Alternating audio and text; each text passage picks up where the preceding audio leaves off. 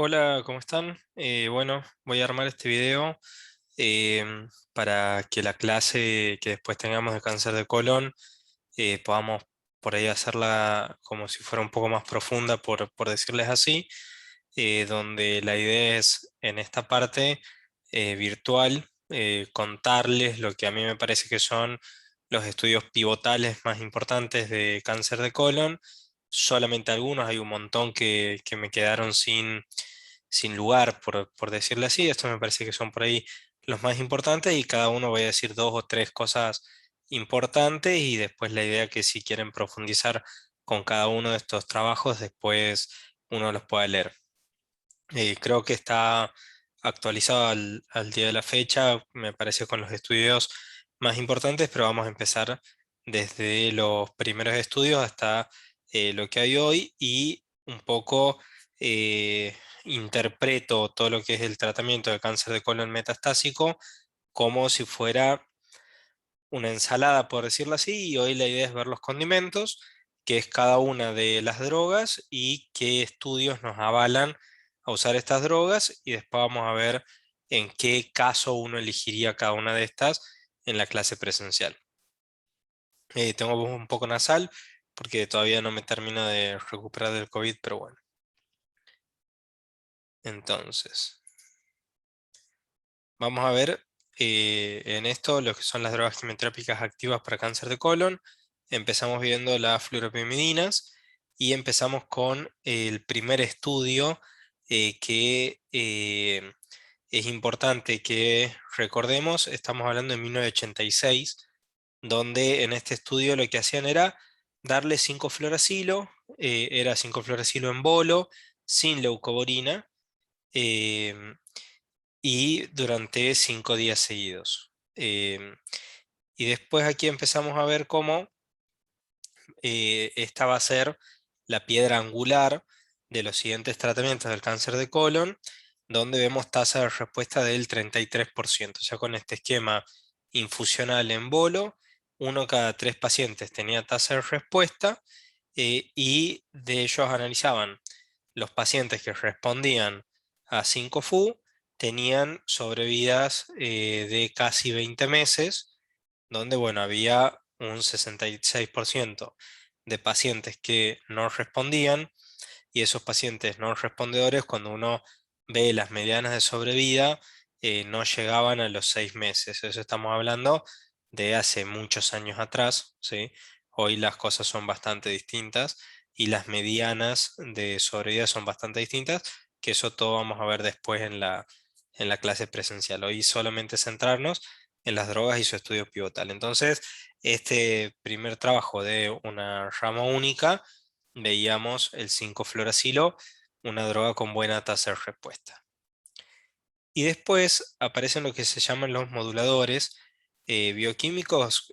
Un ejemplo es la leucovorina, que modula la acción del 5-fluoracilo y mejoraría, por un lado, la tasa de respuesta y por otro lado disminuiría la toxicidad. Entonces, este otro estudio que sale 6 años después, lo que comparaba era hacer 5-FU, es un metaanálisis que comparaba hacer 5-FU contra 5-FU con leucovorina, y aquí sí había dos ramas en este metaanálisis, los que hacían 5-FU y los que hacían 5-FU leucovorina, y vemos cómo la leucovorina aumenta la tasa de respuesta, la duplica un 23% contra un 11%, pero cuando uno ve las diferencias en sobrevida global, no tenemos diferencias en sobrevida global, pero eso después va a ser algo que va a ser más o menos constante en todos los estudios, que las diferencias son bastante chicas en lo que es sobrevida, probablemente por el entrecruzamiento y varias cosas que vamos a ver después. Pero puntualmente lo que nos muestra este metaanálisis es que el leucovorina como inmunomodulador tendría más tasa de respuesta que hacer 5-FU solo. Y después aparece el estudio pivotal que salió en 1997, que estuvo dirigido por de Gramont, que al día de hoy este esquema se sigue llamando esquema de Gramont. que básicamente lo que hacía era comparar el 5-FU infusional, que es lo que hacemos nosotros habitualmente en nuestro hospital, contra el esquema en bolo. Y lo hacía bastante parecido a lo que hacemos nosotros, donde hacía infusión en 22 horas y a dosis más bajas, pero cada 14. ¿Qué importancia tiene esto? El racional de, como es una droga dependiente de fase S, al tener más tiempo la exposición a una droga que tiene una vida media corta, como es el fluoracilo, esto tiene más posibilidades de encontrar a la célula en periodos de fase S, por lo tanto tendría más efectividad que hacerlo en bolo. Y esto es un estudio positivo donde fíjense cómo la infusión infusional, vale la redundancia, tiene una respuesta objetiva del 57%, perdón, del 32% contra el 14%.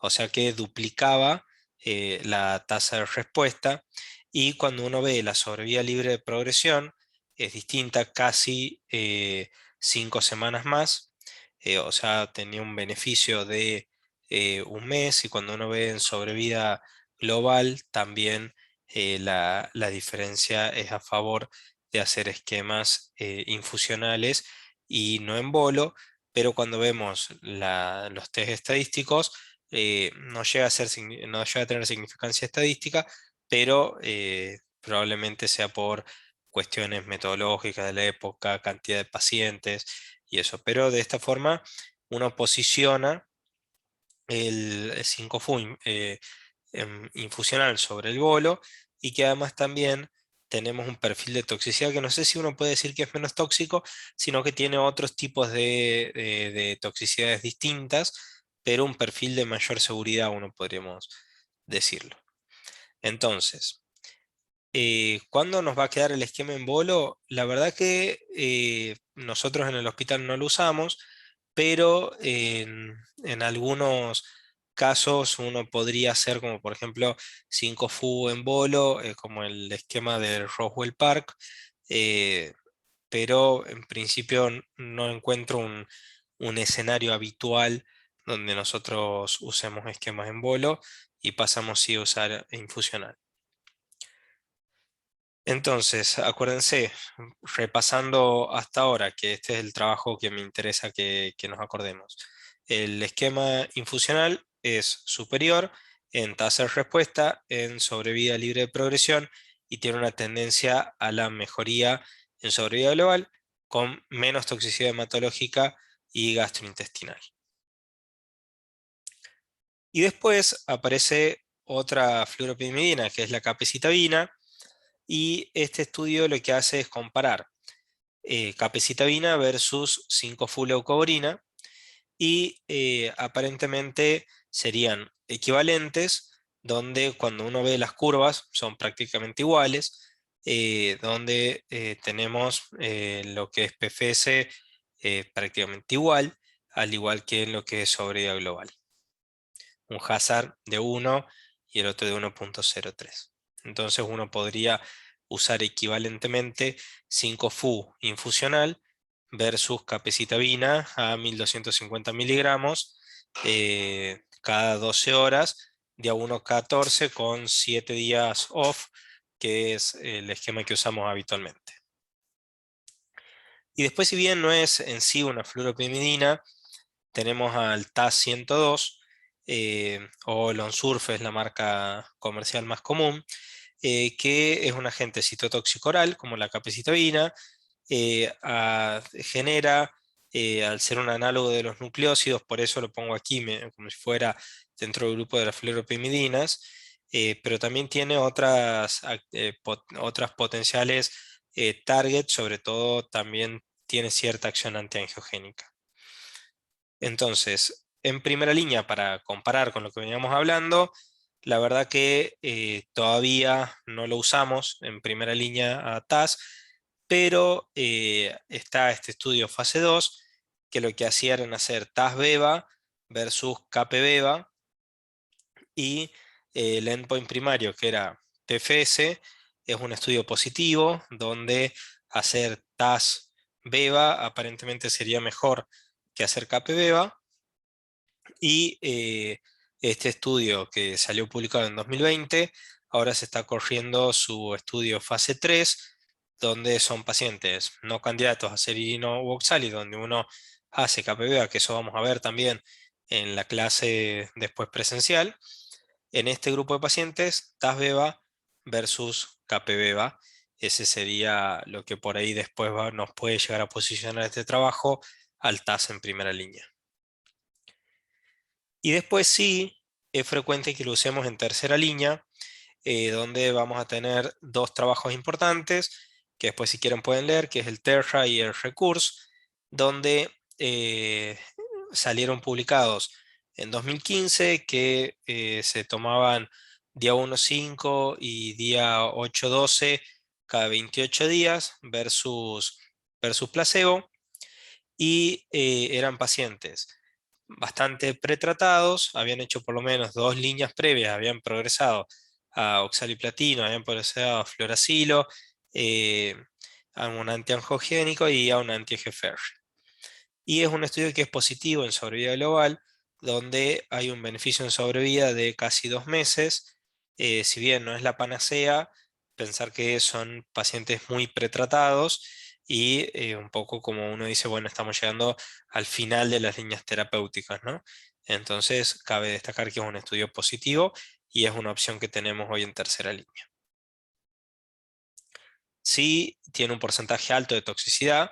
Hay más o menos un 69% de pacientes que tienen toxicidad de grado 3 o 4, donde además un 98% de los pacientes tuvieron toxicidad, sobre todo náuseas, vómitos, diarrea. Hay un porcentaje también no despreciable de neutropenias febriles y más o menos un 40% de neutropenias grado 3 con un 67% de por lo menos neutropenia grado 1. Bien, eso es con lo que respecta a las fluoropimidinas. Ahora pasamos a otra droga activa, donde quiero que el concepto empiezo poniendo las fluoropimidinas, porque me parece que son las drogas que si uno por ahí dice, como dice el doctor Chagón, se va a una isla, que me llevo? Bueno, me llevo una fluoropimidina para tratarme si es que tengo un cáncer de colon allá. Otra droga que vamos a ver ahora es el irinotecan. Hemos visto en la parte de fármaco un inhibidor de topoisomerasa.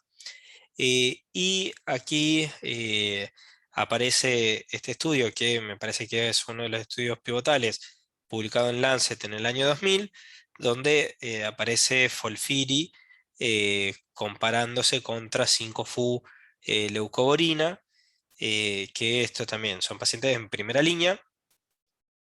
Y también aquí entraban otras cosas como esquema de 5-FU en bolo, pero lo que a mí me interesa es que aquí está comparando hacer 5-FU, 5-FU, leucovorina, irino, Folfiri, versus 5-FU.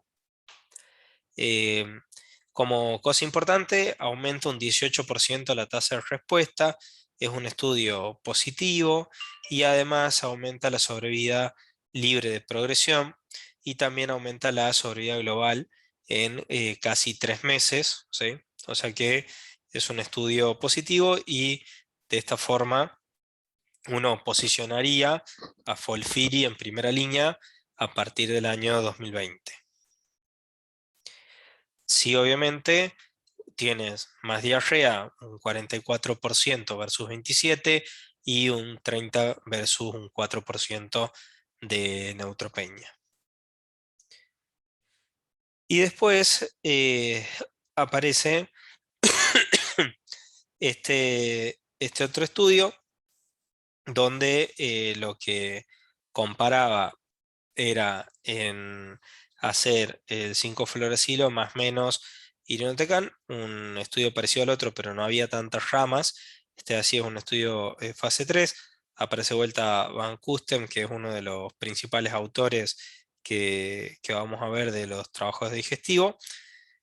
Y también es un estudio positivo. Después aparecen estudios americanos que usaban, por ejemplo, el Big C, donde aquí aparecía sí, no con 5-FU, sino con capecitabina, y después vamos a ver qué problema tenía la unión de capecitabina con irinotecan, que después esta rama se termina cerrando por la toxicidad. Porque si nosotros nos acordamos, el principal efecto adverso del irinotecan está asociado a los problemas gastrointestinales, al igual que la capecitabina se superpone, y la toxicidad gastrointestinal es extremadamente alta y limitante, por lo que es un esquema que habitualmente no se usa. Entonces, sí nos termina sirviendo este estudio, que es el Big C, para después ver a una adenda que hacen en el protocolo y empiezan a agregar bevacizumab a algunos pacientes y comparaban pacientes con y sin beva, y también nos sirve para ver la toxicidad que tiene este esquema que se llamaría Capiri, que también es poco frecuente que nosotros lo usemos en nuestro medio. Y aquí lo que comparaban era hacer 5-FU versus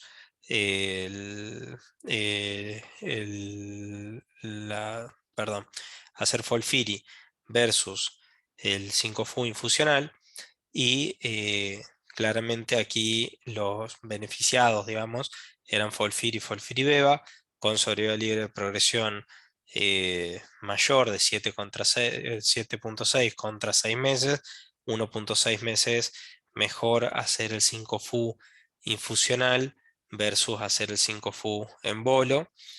Eh, y bueno, de vuelta un poco lo que les comenté, que Capiri se asoció con una alta tasa de toxicidad gastrointestinal grado 3-4.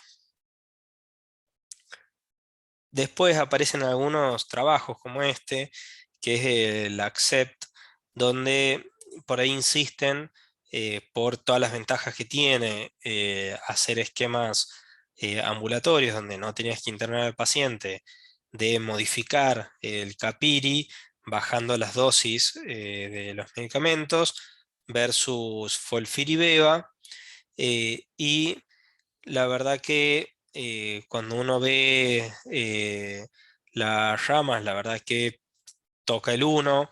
Es un estudio que si uno lo hubiera hecho como si fuera de no inferioridad, uno podría decir que hacer capiri en dosis modificadas podría ser no inferior a folfiri, pero sí tuvieron mayor tasa de efectos adversos, por lo que es un esquema que se usa bastante poco y que uno lo usaría en el caso de que no tenga otra opción, digamos.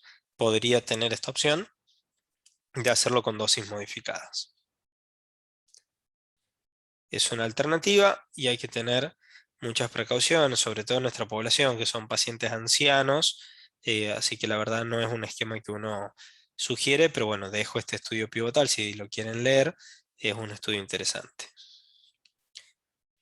Y después aparece el irinotecan en segunda línea en el 98, de decir, bueno, pacientes que habían progresado a fluoracilo, que en ese momento era el estándar, vamos a hacer irino solo versus el mejor soporte, y claramente esto muestra que irinotecan es una droga activa que tuvo impacto en sobrevida versus mejor estándar, best standard of care, donde prácticamente triplicaba la cantidad de pacientes vivos al año con una P estadísticamente significativa.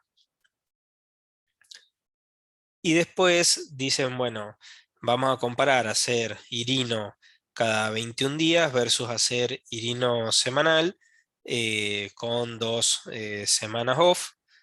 Y la verdad que aparentemente con respecto a la efectividad son similares, pero se tolera mejor al hacer menos dosis, menos tasa de diarrea, menos tasa de neutropenia, por lo que como opción, si uno va a hacer irino solo por algún motivo puntual, podría o es preferible hacerlo semanal a hacerlo cada 21 días. Entonces estamos hablando de estudios que tienen más de 20 años Hoy vamos a ver en la clase que viene que no serían los estándar, pero bueno, este es uno de los pivotales que posiciona al irinotecan en segunda línea cuando uno progresa 5-FU monodroga.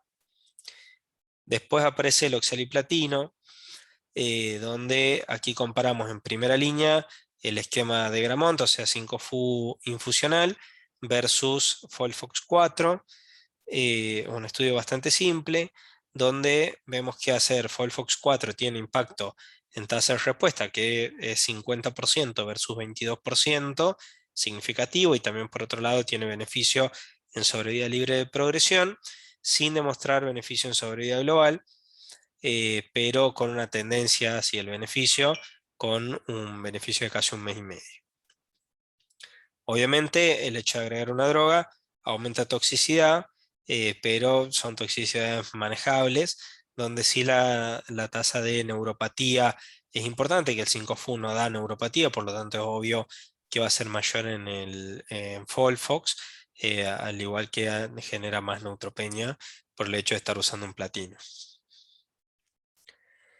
Y después, como sabíamos que lo podíamos asociar al esquema de Gramont, aparece este estudio que es el IO Colorectal Study Group, donde lo que prueban es hacer Capox versus hacer Folfox. Y la verdad que son esquemas intercambiables. Uno podría hacer cualquiera de los dos, y la verdad la PFS es exactamente igual. Sí, cuando uno va a ver los efectos adversos, lógicamente a favor de Capox tienen mayor hand-foot syndrome, y a favor del 5-FU hacen más neuropatía, pero la verdad que no tiene impacto en sobrevida, o sea que podríamos usar cualquiera de los dos, interpretando qué toxicidades uno esperaría, o el hecho de preferir hacer un esquema ambulatorio sobre un esquema internado. Y después uno dice, bueno, vamos a ver si podemos posicionar a Folfox en segunda línea. Pacientes que progresaron a Folfiri, se les hacía bolos de 5-FU, o hacer oxali monodroga, o Folfox. Y algo importante, nosotros hemos visto un estudio que era irinotecan versus Best Supportive Care en segunda línea, que irinotecan era superior. Aquí este estudio lo que hace es medio enterrar al oxali como monodroga, porque la verdad que la tasa de respuesta era prácticamente cero, al igual que hacer 5-FU en bolo. En cambio, Folfox, si bien tampoco fue la panacea, tuvo una sobrevida libre de progresión de 4,6 meses, versus los otros esquemas es superior. Y aquí se posiciona a decir, bueno, tenemos Folfox en primera línea, tenemos Folfiri en segunda, tenemos Folfiri en primera línea, tenemos Folfox también en segunda. Y después aparece ahí la rivalidad, bueno, ¿qué hacemos si hacemos Oxali o hacemos Cirino?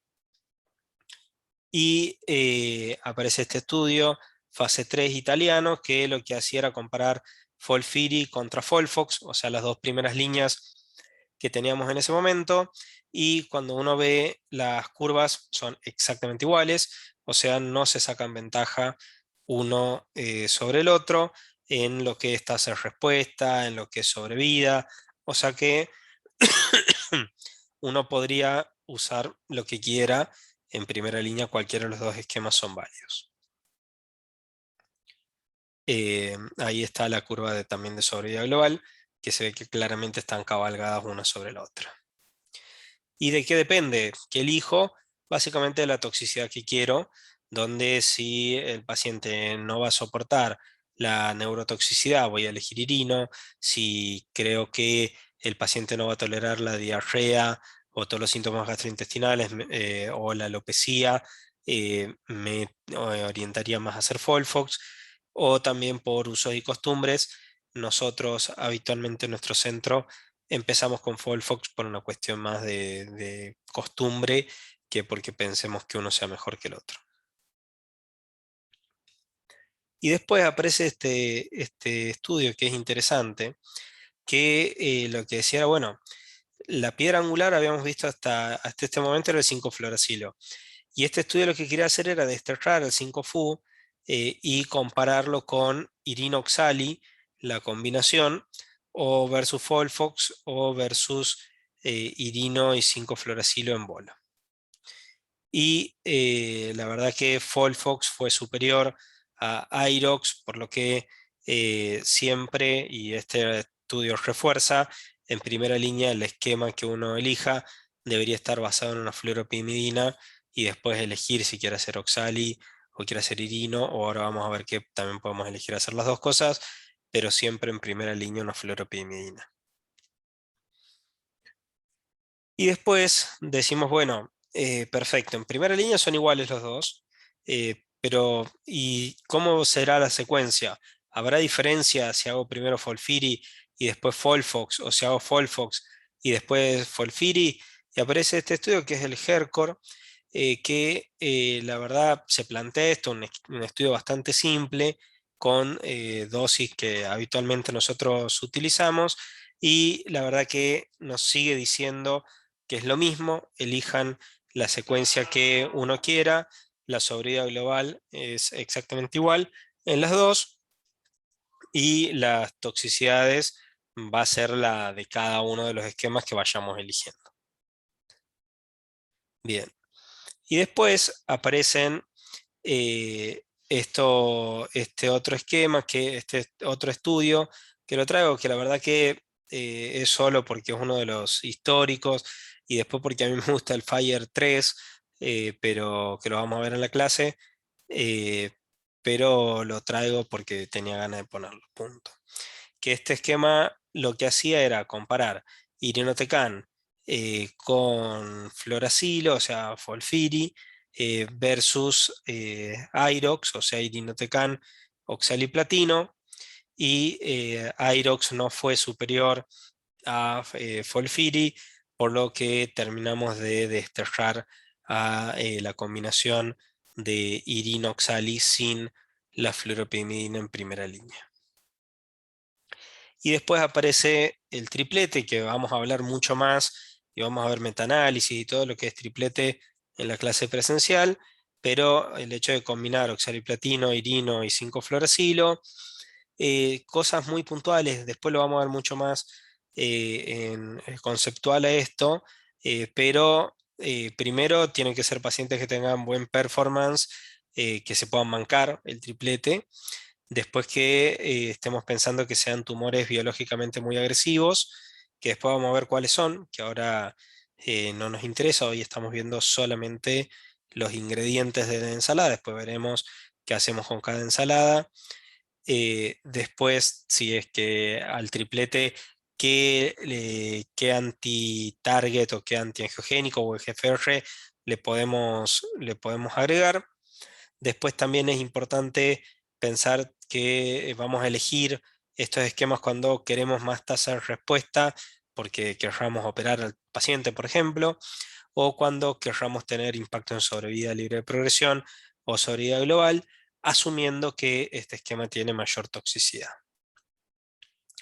Entonces, aparece este estudio de Nordovest, que es un estudio bastante simple que comparaba hacer Folfiri versus Folfoxiri con irinotecan a 165 miligramos metro cuadrado y como endpoint primario comparaba la tasa de respuesta en primera línea.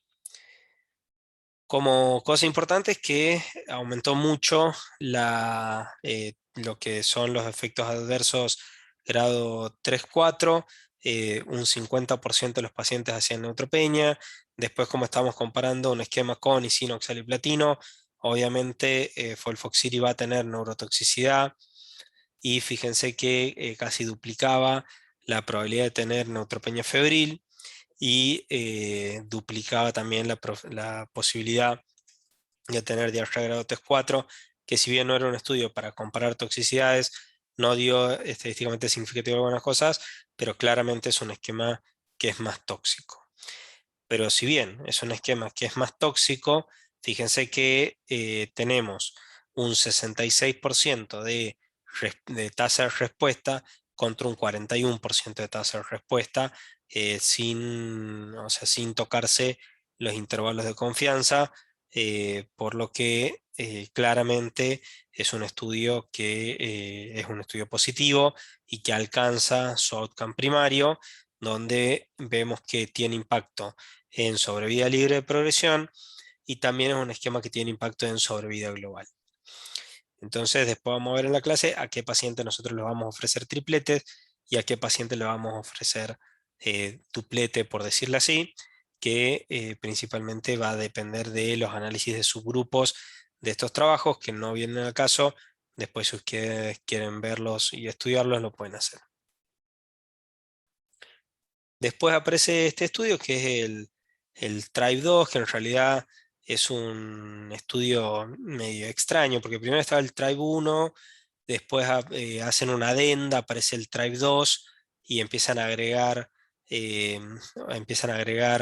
beba, donde lo que hacían era FOLFOXIRI-beba versus FOLFOX-beba, seguido de FOLFIRI-beba y después eh, la comparación. O sea, aquí vemos Folfox y después Folfiri, o hacer Folfiri-beba, y después si el paciente queda en respuesta, hacer mantenimiento, que todo eso después vamos a ver en la clase, lo que son los holidays, cuándo hacer mantenimiento, a qué paciente y en qué estudios nos vamos a basar para indicar esas cosas, y comparaba Folfoxiri-beba versus en la progresión versus cambiar por la otra droga. Y cuando uno ve, es importante que la tasa de respuesta de la reintroducción de Folfoxir es bastante importante y también este es un estudio positivo a favor de hacer Folfoxir y Beba versus la secuencia, ¿sí? Tanto en PFS es un estudio positivo con un hazard de 0,74 y también es un estudio que tiene impacto en sobrevida global, casi 5 meses más a favor de reintroducir Folfoxiri, que la verdad no me queda claro si es por el hecho este de las vacaciones y la estrategia de esta forma, o si es que tiene algún racional biológico la sumatoria de drogas. Pero bueno, como dato interesante, cuando uno hace Folfoxiri, queda en mantenimiento, progresa y se reinduce a Folfoxiri, tiene una tasa de respuesta del 22%, que no es para nada despreciable. Bien, ahí pasamos un poco lo que son las drogas principales. Hemos visto las fluoropidimidinas, hemos visto irinotecan, hemos visto oxaliplatino y un poco la combinación de estas. Ahora vamos a lo que son las terapias target. Empecemos hablando de los antiangiogénicos. Vamos a targetear VEGF. Vamos a usar, por ejemplo, bevacizumab, donde aparece el beva. Si bien no los voy a poner en orden cronológico, sino en líneas porque me parecía más prolijo, este estudio aparece en 2008, que hacía Folfox versus Folfox-beva o Capox versus Capox-beva, que es el estudio CELOX-1, que la verdad que es un estudio positivo en PFS, que era su outcome principal, donde vemos que hay una diferencia de 1,4 meses a favor del beba. Algo interesante que la mayoría de los estudios de beba, si por ahí no se acuerdan y necesitan tirar algún dato, casi siempre da 1,4 meses en PFS. Es medio anecdótico, pero es interesante que ese número se repite, que se repite bastante. Así que bueno, pero cuando uno va a ver el beneficio en sobrevida global, de vuelta empiezan a aparecer estas cosas que no encontramos beneficio global. Hay que ver si esto es por el crossover que hay después o cuál es la causa, pero bueno, sí tiene un impacto en sobrevida libre de progresión, que era su outcome primario, por lo tanto se posiciona el bevacizumab con Folfox como primera línea. Después, cuando uno ve la cantidad de efectos adversos grado 3-4, son bastante parecidos. Obviamente, al agregar drogas, podemos llegar a tener un poco más de toxicidad, pero son todas toxicidades esperables, sobre todo asociadas a hipertensión, sangrado. Y después aparece este estudio que es el TRI, donde lo que buscaban era, primero, había comparar, era oxaliplatino con una fluoropyrimidina, con o sin beba, que al principio era un estudio que lo que quería comparar era Folfox con Capox, pero después terminan haciendo una adenda y terminan agregándole beba en el TRI 2 y ahí tenían la rama con y sin beba para comparar. Y la verdad que las diferencias en efectos adversos no fueron diferentes. Después el outcome primario de este estudio, en realidad ellos no buscan ni tasa de respuesta ni sobrevida, sino que es un estudio de seguridad, saber cuál esquema es más tóxico.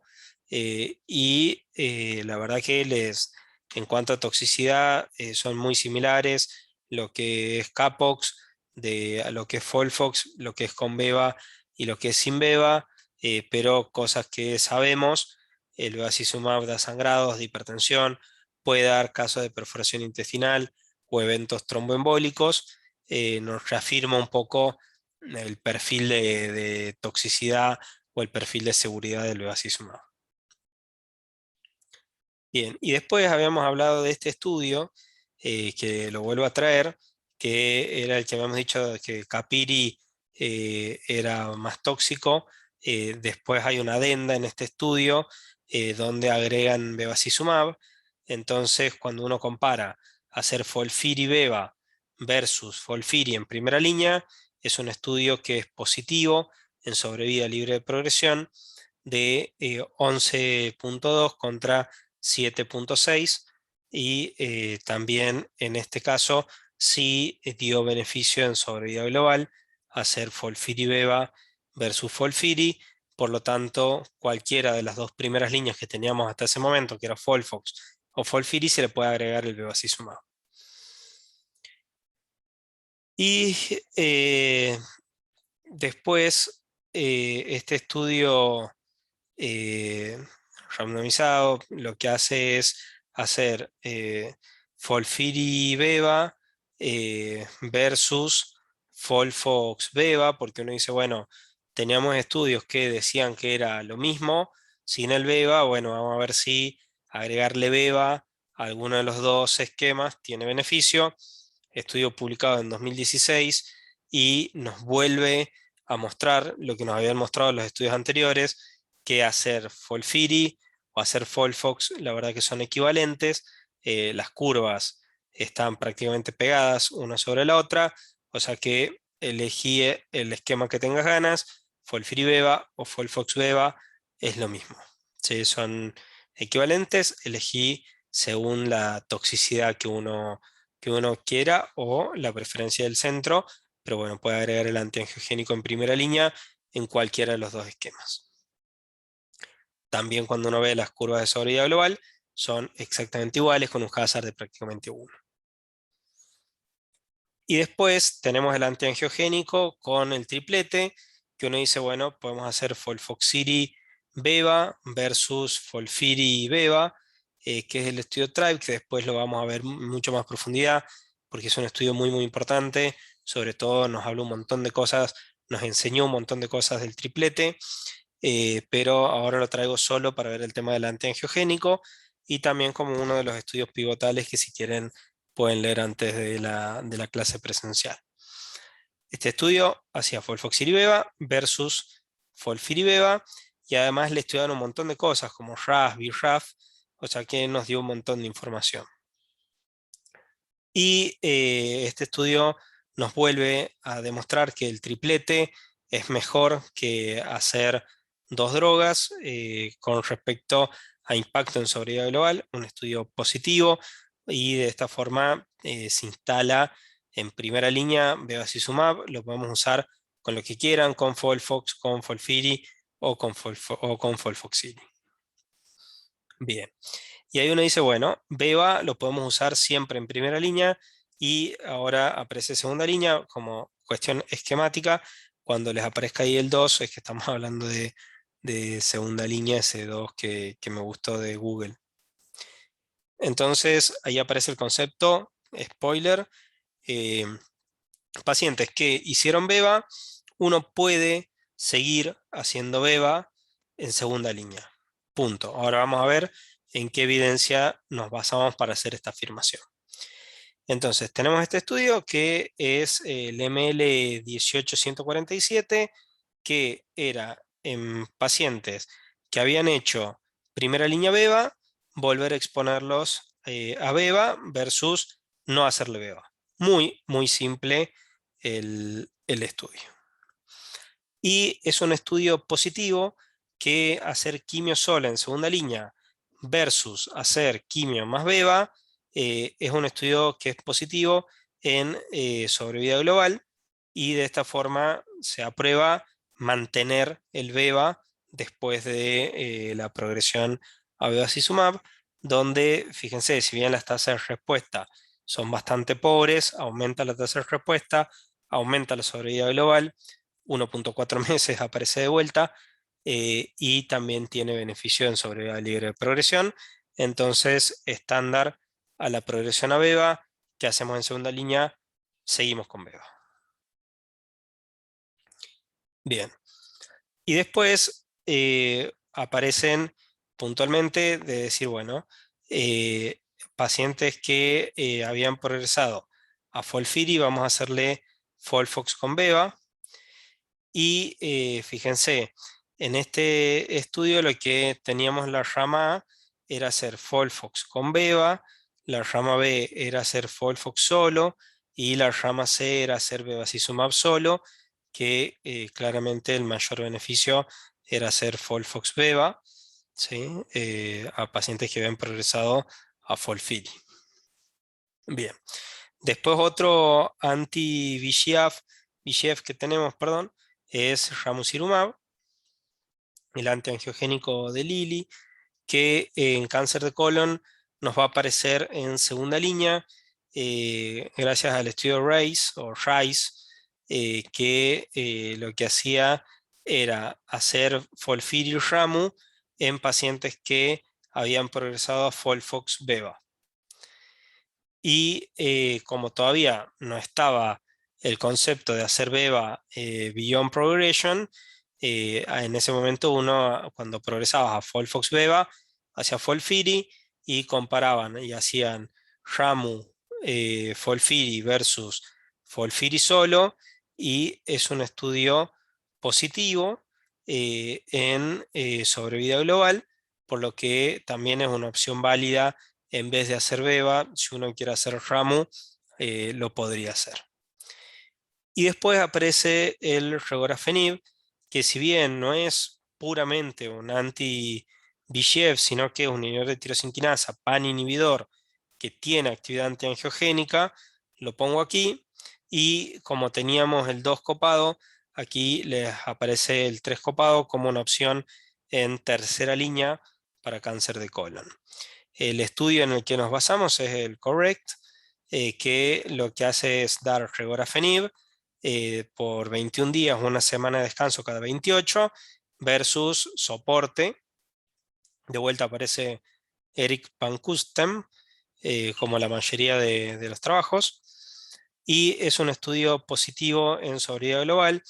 1.4 meses aparece de vuelta la diferencia en sobrevida, y de esta forma uno posiciona al regorafenib también pacientes muy pretratados al final de todas las líneas terapéuticas, y es importante que haya demostrado beneficio o impacto en sobrevida global.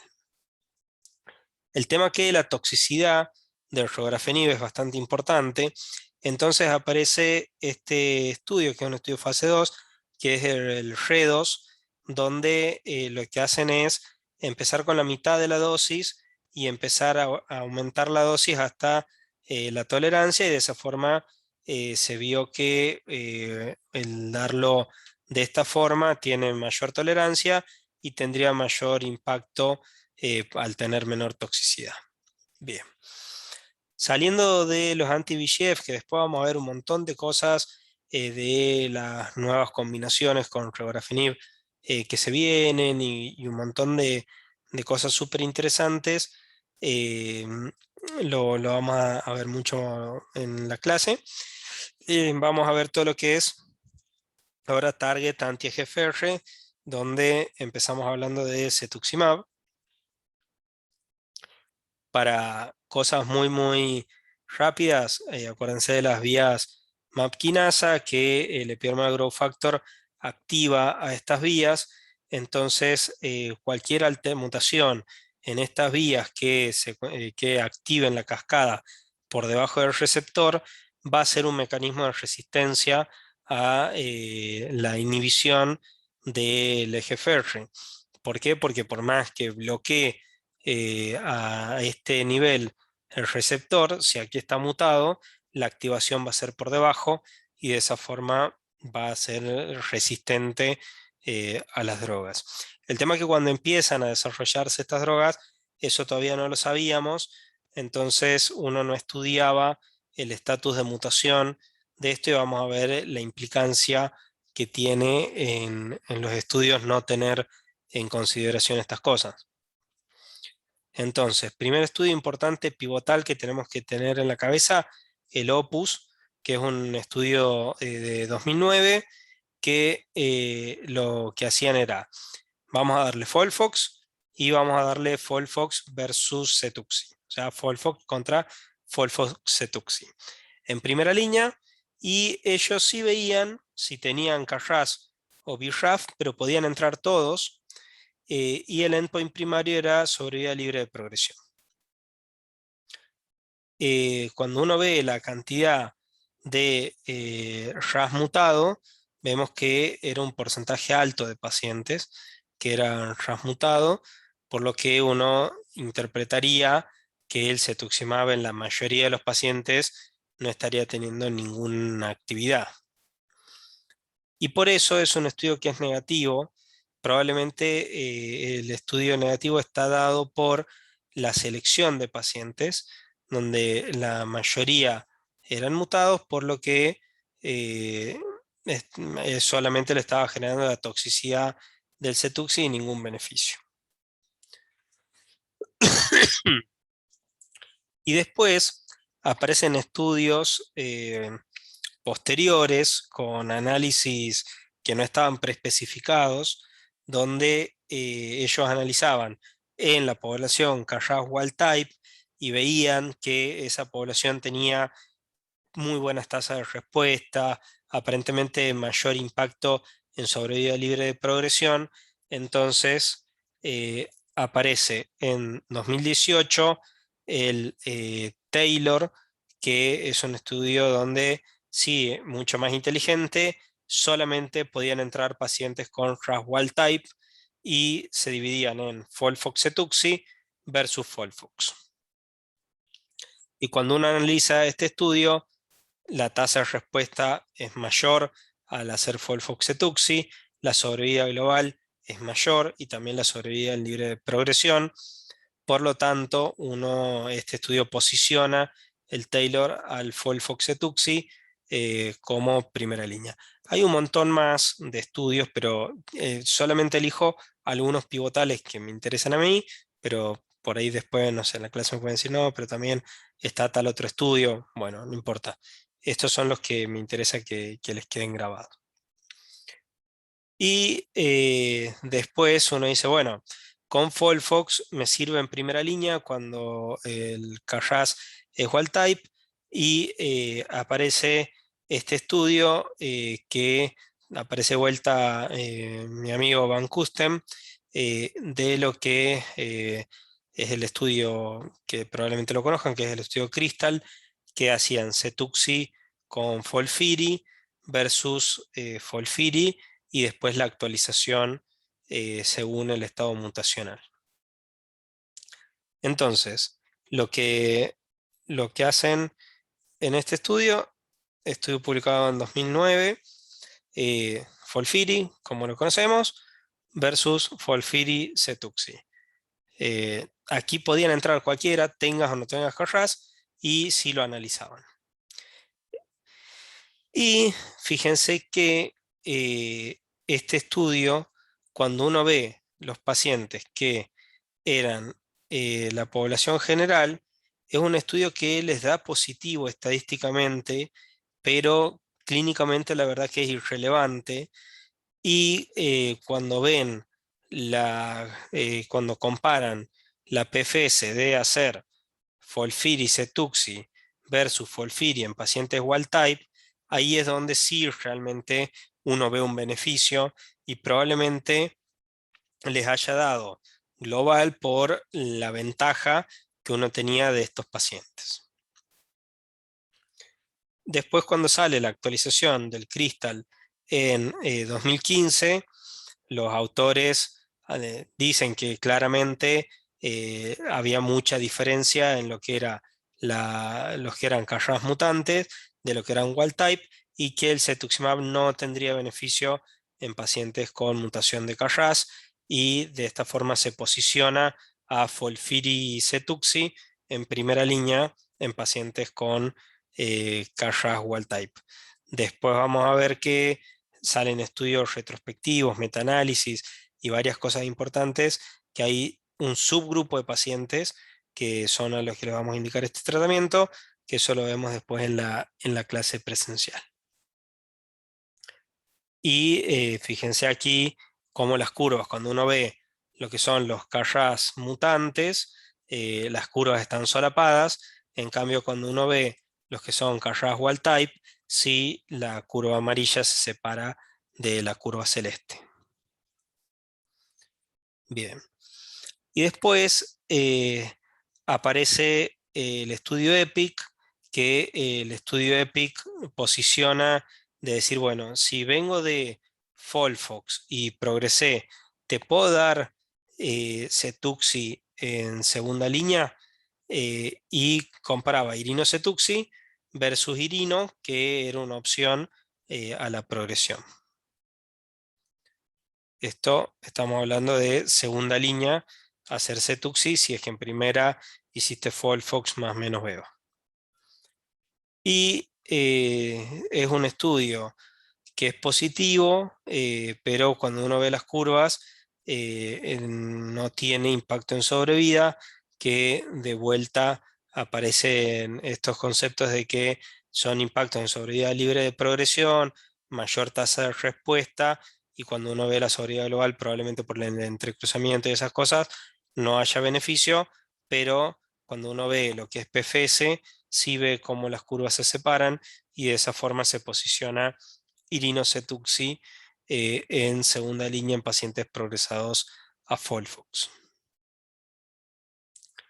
Y después uno dice, bueno, podemos usar cetuximab en tercera línea, y la respuesta es sí, es otra de las opciones que tenemos en tercera línea con este estudio que salió publicado en 2018, que es el ICE-CREAM, que es un estudio fase 2, que hacían cetuxi solo o irinocetuxi, pero como importante es que estos pacientes tenían que estar retesteados para KRAS, NRAS, BRAF y PI3K wild type, y en ese caso podían entrar al estudio.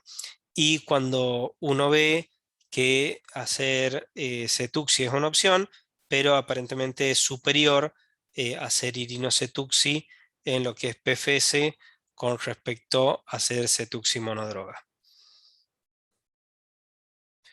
Bien, y después uno dice, bueno, ¿puedo usar Cetuxi solo? Y la verdad que después del ICE-CREAM uno dice, no, es preferible hacer Irino Cetuxi, pero bueno, uno dice, pará, el paciente tiene mucha toxicidad, tiene diarrea, no se aguanta el irino, podemos hacer Cetuxi monodroga en tercera línea, y la respuesta es que sí. Tenemos este estudio pivotal publicado en 2012, estudio fase 2, donde eran pacientes progresados a Oxali, progresados a Folfiri, o porque tenían contraindicación para hacer irino, hacían Cetuxi monodroga versus Best Standard of Care, y lo que ellos querían era ver impacto en sobrevida global, y es un estudio positivo de 6 meses, 6.1 versus 4.6, Este no llega a 1.4, sino que es 1.5, pero bueno, estamos ahí cerquita de la regla del 1.4. Y fíjense cómo es una droga activa como monodroga, también pacientes muy pretratados, llegando al final, quedándose sin opciones terapéuticas. Uno podría hacer Cetuxi monodroga en estos pacientes. Y después, como el Beva tiene a su hermano el ramucirumab, tenemos también el hermano del Cetuxi, el panitumumab, que tiene algunas diferencias que lo hemos visto en fármaco.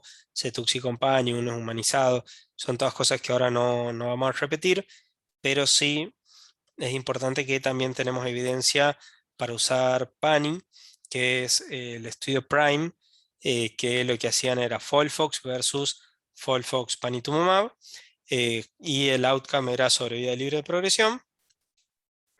Y cuando ellos presentan el estudio era inmaduro y tenía beneficio en sobrevida libre de progresión, por lo que habían alcanzado su outcome primario, pero no tenía beneficio en sobrevida global. Y después, cuando sale la actualización, que lo encontré como preprint, no tenía que pagar el artículo, así que lo saqué de SciHub, perdón.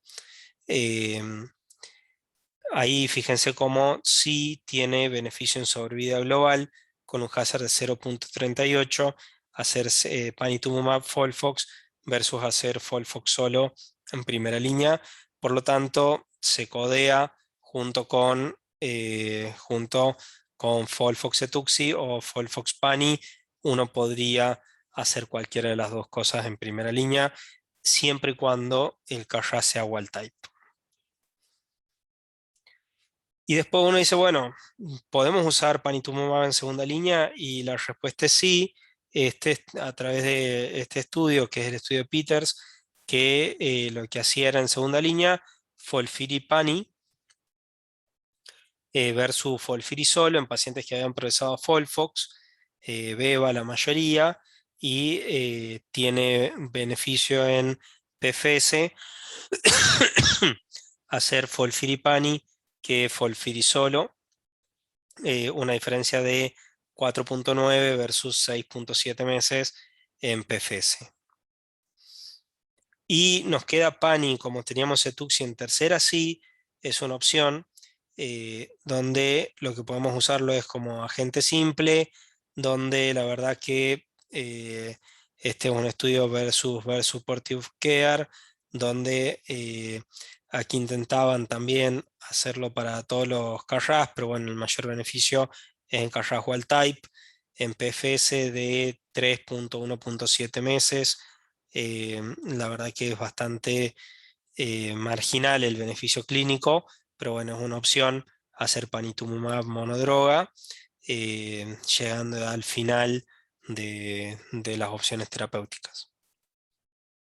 Bien, saliendo entonces ahora de lo que sería para la mayoría de los pacientes, empezamos a ver drogas que podemos utilizar en algún subgrupo de pacientes que tienen ciertas características moleculares puntuales.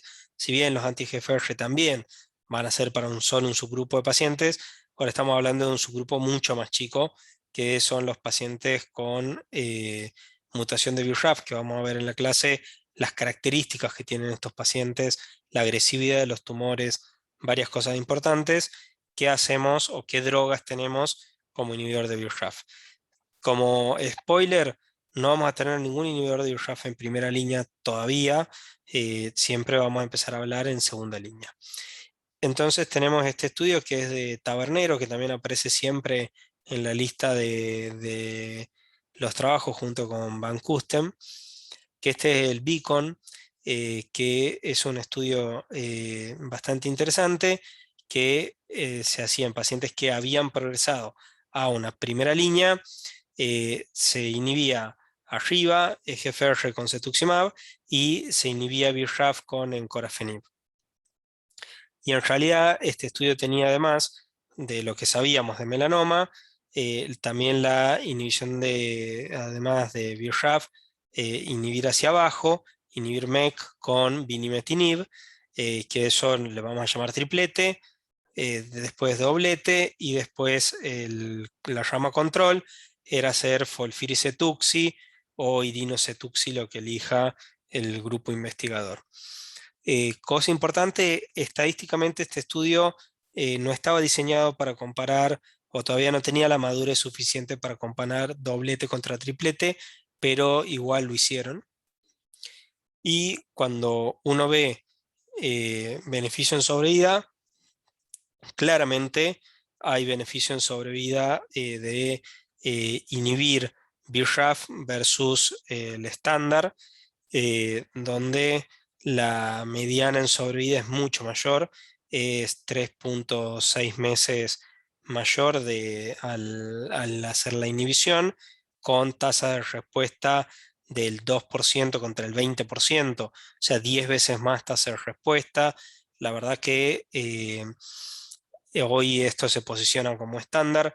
En Argentina todavía no está aprobado, pero probablemente dentro de poco esté la aprobación de inhibidores de BRAF para cáncer de colon progresados a primera línea. Y después ellos comparan hacer triplete contra doblete. Es un estudio que no tiene el poder todavía para comparar esto, pero es un estudio que cuando uno compara el doblete contra el triplete, si bien tiene un hazard de 0,74, el intervalo de confianza toca el 1, por lo que se aprobó es el doblete y no el triplete. Bien, y después otro estudio que tenemos interesante es este estudio fase 2, que es el S1406, que lo que hacían era comparar irinocetuxi contra irinocetuxi bemurafenib. Y como endpoint primario tenían la PFS. Y la diferencia, estos pacientes podían entrar en cualquier momento después de haber progresado a primera línea. Y fíjense, cuando uno ve las curvas de PFS, hacer la inhibición de BRAF es claramente mejor en PFS que hacer solo irinocetuxi. Así que bueno, eso como que reafirma un poco el beacon y es otra opción que tenemos. Si bien no es un estudio en fase 3 y tampoco está aprobado en Argentina, pero bueno, es una opción. Después aparece HER2, que es mucho menos frecuente todavía.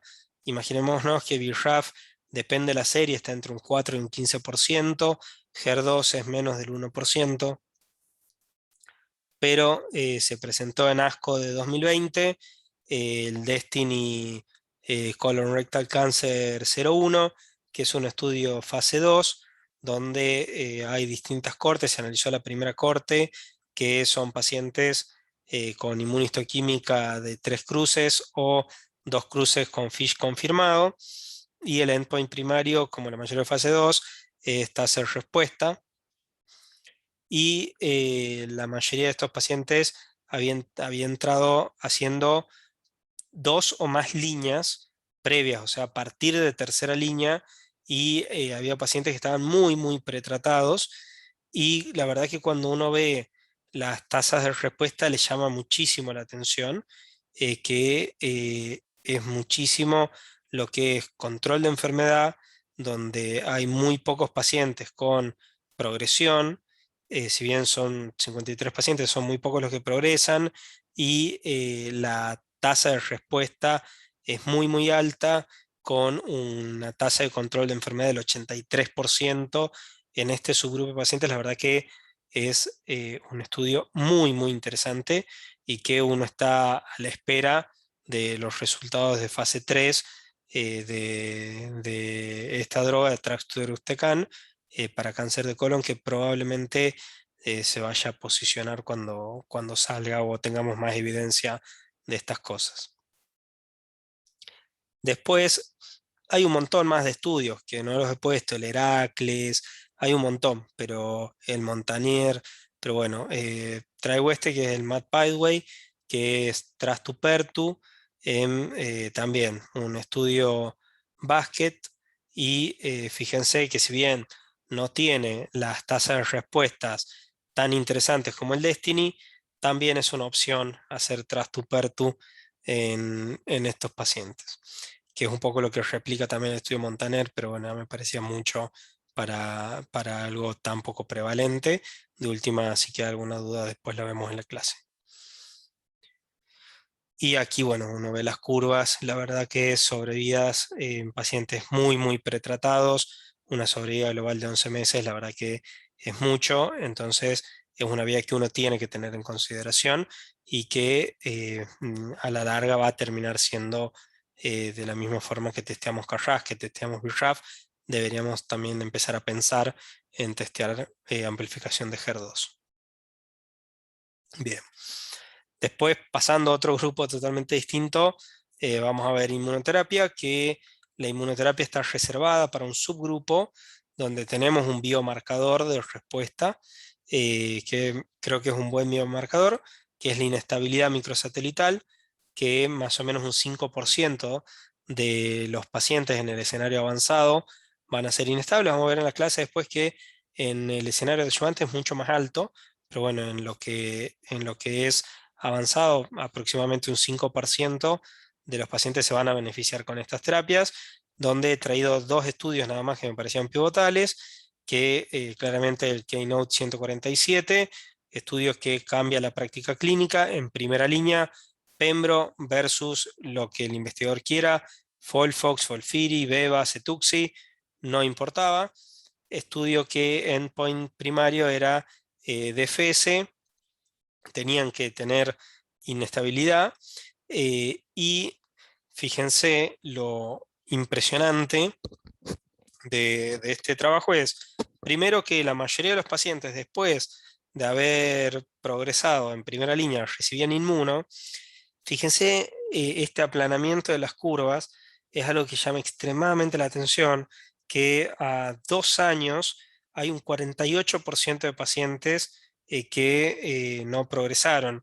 Estas curvas ni siquiera las tenemos en PFS con el estudio de IPI-NIVO en melanoma, por lo que posiciona la inmunoterapia en pacientes con inestabilidad en primera línea, es el biomarcador y es la principal terapia que uno debería ofrecerle a estos pacientes, sin duda.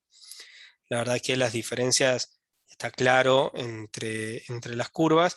Es un estudio muy, muy positivo eh, que posiciona a la inmuno en primera línea y uno dice, bueno, por algún motivo, ¿no? Le estudio inestabilidad, le hicieron quimio, lo que sea, en primera línea, ¿puedo usar inmuno en segunda línea? Sí.